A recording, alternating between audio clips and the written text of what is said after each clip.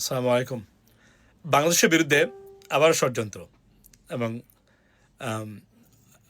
সেই ভারতীয় ষড়যন্ত্র, আওয়ামী লীগের ষড়যন্ত্র। এবার নজিরবিহীনভাবে এবং ইতিহাসের প্রথম ইউএস কংগ্রেসে, মার্কিন কংগ্রেসে বাংলাদেশ বিরোধী শুনানি হতে যাচ্ছে। উদ্দেশ্য কি?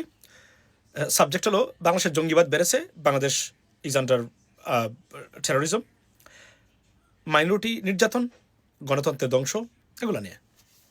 এবং এই ধারাবাহিকভাবে বলে যাচ্ছিলাম কয়েকটা দিন ধরে, this is coming and watt exactly going to happen. Very bad news and sad for Bangladesh this time. উদ্দেশ্য একটাই, বাংলাদেশকে স্যাংশন খাওয়ানো, কোনোভাবে ট্রাভেল ব্যান, প্রেসিডেন্ট ট্রাম্প যে ট্রাভেল ব্যান দিচ্ছেন, পাকিস্তানকে অন্তর্ভুক্ত করেছেন, যদি বাংলাদেশকে করা যায়, প্রতিশোধ নেওয়া ভারতের বা আওয়ামী লীগের বাংলাদেশের উপর থেকে। এবং মিথ্যা false flag operation is underway recent chairman. It's bad news. The question is, আর আমাদের রাজনীতিবিদরা একে অপরের মাংস খাচ্ছে, তারা কে ক্ষমতা যাবে, কে লুটপাট করবে, কতটুকু করবে, এভাবে। আর এদিকে সর্বনাশের পথে বাংলাদেশ, গভীর ষড়যন্ত্র, আন্তর্জাতিক ষড়যন্ত্রে, ভারতীয় ষড়যন্ত্রে নিম্নজিত Bangladesh. That's bad news for Bangladesh. We not aware of it. আর আমাদের রাজনীতিবিদরা, আমলারা, চিকেন ব্রেইন নিয়ে জন্ম নেওয়া অযোগ্য অপদার্থ রাজনীতিবিদরা, no idea what is happening.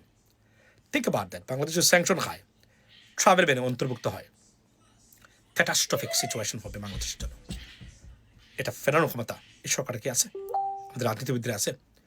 তাদেরকে বারবার বলছিলাম, বি ইউনাইটেড, ঐক্যবদ্ধ থাকেন দেশের জন্য।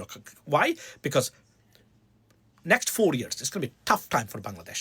কারণ ভারত কখনোই বাংলাদেশকে ছাড়বে না, চূড়ান্ত প্রতিশোধ না নেওয়া পর্যন্ত। They're not going to spare us. But exactly this is a sign and symbol of it, ladies and gentlemen.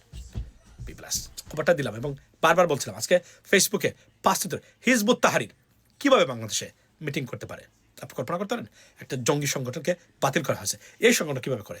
এটা মূলত এটা ভারতীয় স্পন্সর, এগুলো হচ্ছে সো দ্যাট দেখানো বাংলাদেশকে জঙ্গিবাদের উত্থান কীভাবে করছে বাংলাদেশে। কিন্তু এই এবং এটা আবার প্রমাণ হলো, এই রাজনীতিবিদরা, আমলারা আপনাদের জাতির শত্রু, এরা কখনোই বন্ধু নয়।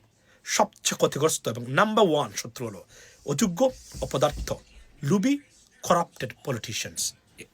আপনার এই এই এই আপনার এই রাজনীতিবিদরা, এরাই আমাদের দেশের সবচেয়ে বড় ভয়ঙ্কর বিপদ। ভালো থাকবেন। কথা বলেন। আসসালামু আলাইকুম।